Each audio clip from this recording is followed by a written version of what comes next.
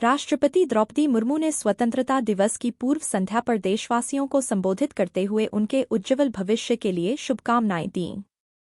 अपने भाषण में उन्होंने न केवल स्वतंत्रता दिवस के महत्व पर प्रकाश डाला, बल्कि भारत की हालिया उपलब्धियों और भविष्य की दिशा की ओर भी ध्यान आकर्षित किया। राष्ट्रपति मुर्मू ने इस बात पर गर्व व्यक्त किया कि देश के लोग 78वें स्वतंत्रता दिवस का जश्न मनाने के लिए तैयार हैं। उन्होंने कहा कि तिरंगा लहराते हुए देखना, चाहे वह लाल किले पर हो, राज्यों की राजधानियों में या हमारे आसपास, प्रत्येक भारतीय के दिल में गर्व और उत्साह का संचार करता है। उन्होंने 14 अगस्त को विभाजन विभीषिका स्मृति दिवस के रूप में मनाने के महत्व को भी रेखांकित किया। उन्होंने बताया कि इस दिन लाखों लोगों को विभाजन की भयावहता के कारण अपना घर छोड़ना पड़ा था और कई लोग अपने जीवन से हाथ धो बैठे थे। राष्ट्रपति ने कहा कि स्वतंत्रता दिवस से एक दिन पहले हमें इस मानवीय त्रासदी को याद करना चाहिए और उन परिवारों के साथ खड़ा होना चाहिए जिन्होंने इस विभाजन का सामना किया था।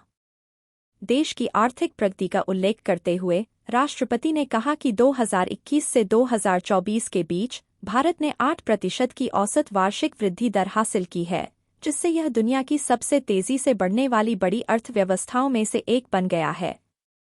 उन्होंने कहा कि भारत अब दुनिया की 5वीं सबसे बड़ी अर्थव्यवस्था है और जल्द ही शीर्ष 3 अर्थव्यवस्थाओं में शामिल होने के लिए तैयार है। इस उपलब्धि का श्रेय उन्होंने किसानों, श्रमिकों, नीति निर्माताओं और उद्यमियों की मेहनत और दूरदर्शी नेतृत्व को दिया। राष्ट्रपति मुर्मू ने भारतीय किसानों की मेहनत की सराहना की, जिन्होंने कृषि उत्पादन में आत्मनिर्भरता सुनिश्चित की है और देशवासियों को भोजन उपलब्ध कराया है।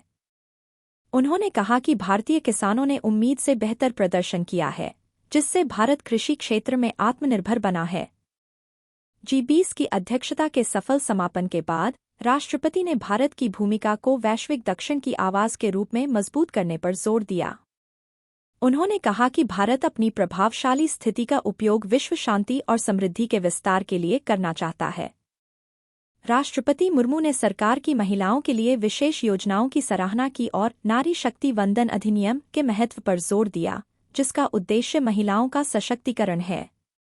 उन्होंने कहा कि भारत को गर्व है कि वह जलवायु परिवर्तन के खिलाफ संघर्ष में अग्रणी भूमिका निभा रहा है। राष्ट्रपति ने देशवासियों से अपनी जीवन शैली में छोटे लेकिन प्रभावी बदलाव करने का अनुरोध किया ताकि जलवायु परिवर्तन की चुनौती का सामना किया जा सके। राष्ट्रपति ने भारतीय न्याय संहिता को लागू करने के महत्व को रेखांकित करते हुए कहा कि यह औपनिवेशिक युग के एक अवशेष को हटाने का एक और कदम है।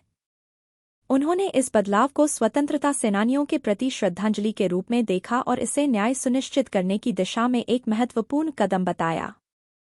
राष्ट्रपति ने कहा कि आज के युवा अमृतकाल को स्वरूप देंगे, जिससे हमारा देश नई ऊंचाइयों तक पहुंचेगा। उन्होंने रोजगार और कौशल विकास के लिए सरकार की योजनाओं की सराहना की, जिससे लाखों युवाओं को लाभ मिलेगा और विकसित भारत के निर्माण में उनका महत्वपूर्ण योगदान होगा।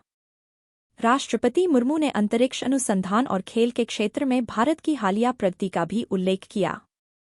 उन्होंने गगनयान मिशन के लिए अपनी उत्सुकता व्यक्त की, जिसके तहत भारतीय अंतरिक्ष टीम को अंतरिक्ष में भेजा जाएगा। खेल क्षेत्र में उन्होंने भारतीय खिलाड़ियों की निष्ठा और परिश्रम की सराहना की, जिन्होंने युवाओं में प्रेरणा का संचार किया है।